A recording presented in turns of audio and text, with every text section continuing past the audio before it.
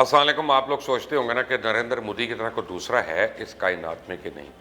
तो मैं आपको बताऊं कि मोदी की तरह नेतन्याहू भी गैर रवायती और ख़तरनाक सियासतदान है। जिस तरह इंतहा पसंदों को मोदी की शक्ल में अपना निजात दहिंदा नजर आता है, इसी तरह यहूदी इंतहा पसंदों की नज़र में नेतन्याहू एक अनमोल हीरा है। जहां नेतन्याहू के मंसूबों को दुनिया भर के ममालिक नफरत की निगाह से देख रहे हैं, वहीं इंतहा पसंद हिंदुओं के लिए कश्मीरी अवाम के साथ जुल्म और पाकिस्तान के साथ दुश्मनी हुब्बुल वतनी का सर्टिफिकेट बना हुआ है। इसराइल नेतन्याहू की सरबराही में फ़लस्तीनी मुसलमानों के हकूक़ सलब कर रहा है, तो हिंदुस्तान मोदी की सरबराही में कश्मीर में जुल्म की नई दास्तान रकम कर रहा है। दोनों खिते समाजी जोग्राफिकल लिहाज से बहुत दूर हैं, लेकिन तारीखी लिहाज से बहुत मुशाबियत रखते हैं। दोनों 1947 और 48 में आज़ाद हुए और इसकी वजह से कई जंगें लड़ी जा चुकी हैं और कई और मुतवक्के हैं।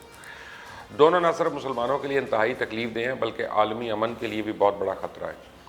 अफगानिस्तान में खून खराबा हो या भारत पाकिस्तान की लड़ाई, ईरान, सऊदी अरब, मिस्र और तुर्की में कशीदगी हो या लेबनान, शाम और लिबिया की खाना जंगी, हर एक के ताने बाने कश्मीर और फ़लस्तीन से जाकर मिलते हैं। और बदकिस्मती से दुनिया की आलमी ताकतों ने इस हवाले से बिल्कुल बेहिसी के तमाम रिकॉर्ड तोड़ दिए हैं। फ़लस्तीन का मसला हो तो अमेरिका इसराइल के साथ खड़ा है, जिसके दिफा के लिए इसने पूरे मशरक़ वस्ता को आग में धकेल दिया। कश्मीर का मसला हो तो फिर भी अमेरिका भारत की पुश पर खड़ा नज़र आता है। इसे खुशकिस्मती कहें या कुछ और दुनिया के उफक पे उभरती दूसरी आलमी ताकत चाइना, जिसने अमेरिका को हर मैदान में अब चैलेंज करना शुरू कर दिया, इसने हमेशा मसले कश्मीर के मामले में पाकिस्तान की आवाज़ उठाई है। जबकि सऊदी अरब और दीगर मशरक़ वस्ता के ममालिक में सिर्फ ईरान एक ऐसा मुल्क है जिसने इसराइल के सामने झुकने से इनकार कर दिया और अब हालात इसे भी घेर कर चाइना की तरफ ले जा चुके हैं। चाइना भारत की लद्दाख में किस तरह धुलाई कर रहा है, उसे खिते में तनहा कर रहा है, ये तो मैं आपको कई वीडियो से बता चुका हूँ। लेकिन ईरान चाइना इत्तेहाद किसी तरह इसराइल और अमेरिका के लिए वबाल जान बन गया, वो मैं आज आपको बताऊँगा। आप देख रहे हैं मुबशर लुकमान यूट्यूब चैनल, मैं हूँ मुबशर लुकमान। अगर आपने अभी तक इस चैनल को सब्सक्राइब नहीं किया तो प्लीज़ कर लें, बेल आइकॉन को भी प्रेस कर लें।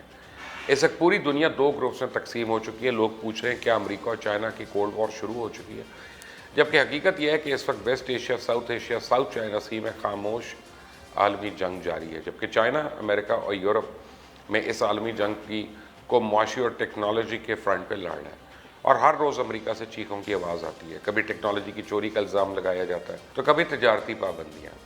अफ्रीका में चाइना ये जंग जीत चुका है, जबकि मशरक़ वस्ता और मगरबी एशिया में इसने ईरान को अपने साथ मिलाकर अमेरिका के खिलाफ नया महाज खोल दिया, जिससे खिते में इसके इत्तेहादियों के लिए शदीद खतरात पैदा हो गए। रूस पहले ही शाम और लिबिया समेत दीगर महाजों पर मशरक़ वस्ता में उलझा हुआ है, जबकि चाइना के ईरान के साथ मुआहदे ने अमेरिका और इसराइल को बहुत ज़्यादा परेशान कर दिया।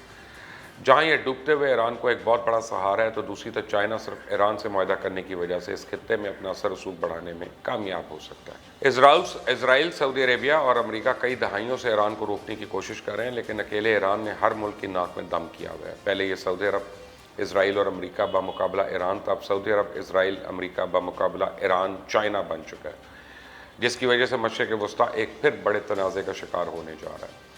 कोई सोच भी नहीं सकता कि चाइना तकरीबन $9 ट्रिलियन यानी दर हकीकत पूरी मईशत को ईरान में धकेल देगा और आइंदा 25 सालों के लिए ईरान चाइना का रोड मैप एक फ़ौजी पहलू रखता है और फ़ौजी पहलू वहाँ पे मौजूद दीगर ताकतों के लिए परेशान कुन सूरत हाल इख्तियार कर चुके हैं। ईरान को बाइख्तियार बनाने से चाइना मशरक़ वस्ता में अपना असर रसूख बढ़ाने की कोशिश कर रही है। कम अज़ कम ईरान के स्ट्रेटेजिक असासे से और पूरे खित्ते में बिखरी हुई इंसानी जहानत पर गिरफ्त हासिल करने की कोशिश कर रहा है।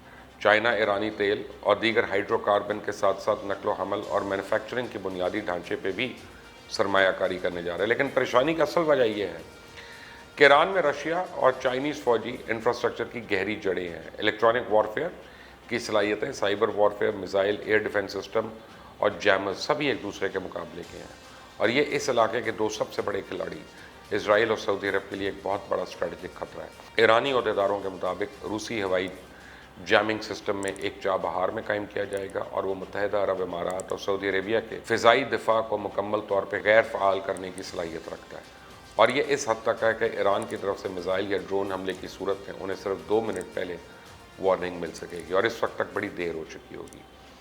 और ईरान चाइना के साथ दिफाई ताउन बढ़ा के इसराइल की जदीद तरीन टेक्नोलॉजी और टेक्निकी काबिलियत से मुकाबला करने की काबिल हो सकता है। चाइना ने स्ट्रेटजिक शराकत दारी को हासिल करने के लिए अमेरिका को बड़ा चैलेंज किया, क्योंकि पूरे मशरक़ वस्ता में ईरान की बहुत मौजूदगी है। जनरल सुलेमानी, जिसकी शहादत से अमेरिका और ईरान में कशीदगी भड़क उठी थी, वो खुद इराक, शाम, लेबनान, यमन और गाज़ा की पट्टी में हज़ारों जंगजुओं की वफादारी से लुत्फ़अंदोज़ होते रहे। 1980 کی دہائی میں اسرائیل کا مقابلہ کرنے کے لیے ایران کو لیبنان میں مقیم حزب اللہ سمیت کئی شیعہ ملیشیا اور مسلح سیاسی گروپوں کی حمایت رہی، اور حزب اللہ نے اسرائیلی افواج کے خلاف 18 سالہ گوریلا جنگ کی۔ ایسا ایران یمن میں حوثیوں کی حمایت کرتا ہے۔ عراق میں صدام حسین کے بعد تہران مسلسل اپنا اثر و رسوخ بڑھا رہا ہے۔ 2003 میں امریکہ ایک عرب سنی رہنما کو اقتدار میں لایا تھا، لیکن بغداد میں شیعہ اکثریتی حکومت ہے جو ایران کے حق میں ہے۔ اگر چائنا ایران میں بھاری سرمایہ کاری کرتا ہے تو بڑی آسانی سے ان اثاثوں کو اپنے مقاصد کے لیے استعمال کر سکتا ہے، کیونکہ اس وقت چائنا اور ایران کا مشترکہ دشمن امریکہ اور اس کے اتحادی ہیں۔ اس وقت یہ خدشہ ظاہر کیا جا رہا ہے کہ چائنا کی سرمایہ کاری ایران کو غیر معمولی طور پہ طاقتور اور خطرناک بنا سکتی ہے۔ ایران اور اسرائیل کے قیام سے ہی اس کا ازلی دشمن ہے۔ خود سپریم لیڈر آیت اللہ خامنائی اسرائیل کو دنیا کے نقشے سے غائب کرنے کے خیال سے حمایت کرتے ہیں، اور دوسری طرف اسرائیل نے تہران کے جوہری عزائم کو بکھیرنے کے لیے اپنی ایڑی چوٹی کا زور لگا دیا۔ اسرائیل نے اس بات کو یقینی بنانے کے لیے بہت سارے ذرائع استعمال کیے ہیں کہ ایران کو بہت زیادہ متاثر کن جوہری ہتھیار حاصل نہ ہوں۔ حال ہی میں ایک اسرائیلی سائبر حملے سے ایران کے زیر زمین ناتاز جوہری جگہ پہ اس کی سہولت پہ آگ لگ گئی، اور 2 بم دھماکوں میں ایک یورینیم کی افروزدگی کی جگہ پہ ہوا، دوسرا میزائل کی تیاری کی جگہ پہ۔ بعد ازاں ایران نے انتقامی کارروائی کے طور پہ اسرائیل کے آبی بنیادی ڈھانچے کو ہیک کرنے کی کوشش کی، جسے اسرائیل روکنے میں تو کامیاب رہا، لیکن چائنی سرمایہ کاری کا مطلب یہ ہے کہ ایران خطے میں اب خطرناک اثر و رسوخ پیدا کر سکتا ہے۔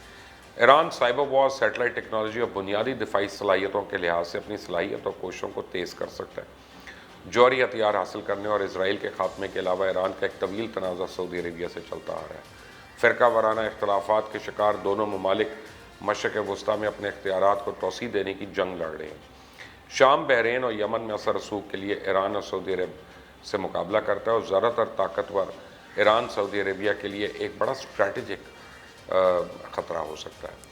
اب زیادہ طاقت کے ساتھ ایران بحرین جیسے ممالک کو نشانہ بنانا ختم کر سکتا ہے، جس کو ریاض کی حمایت حاصل ہے۔ اس خطے میں ایک غلط قدم پورے خطے کو اپنی آگ میں لپیٹ سکتا ہے، جہاں non state actors, short tempered militias اور لاپرواہ کرائے کے فوجیوں کی موجودگی میں تشدد اور تباہی کے زیادہ امکانات ہیں۔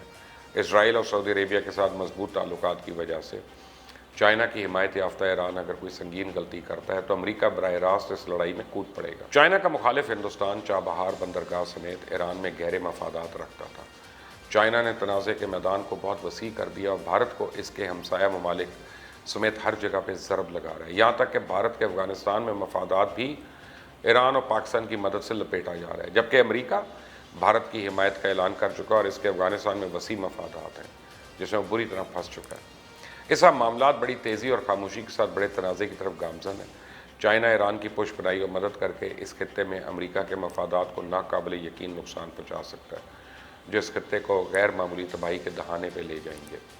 کیا یہ نئی عالمی جنگ کشمیر اور فلسطین کو آزادی دلوا سکتی ہے؟ یہ تو آنے والا وقت بتائے گا، لیکن اس وقت حالات اور طاقت کا توازن بڑی تیزی سے تبدیل ہو رہا ہے۔ آپ نے اگر ابھی تک اس چینل کو سبسکرائب نہیں کیا تو پلیز کر لیں، بیل آئیکن کو پریس کر لیں۔ اللہ حافظ۔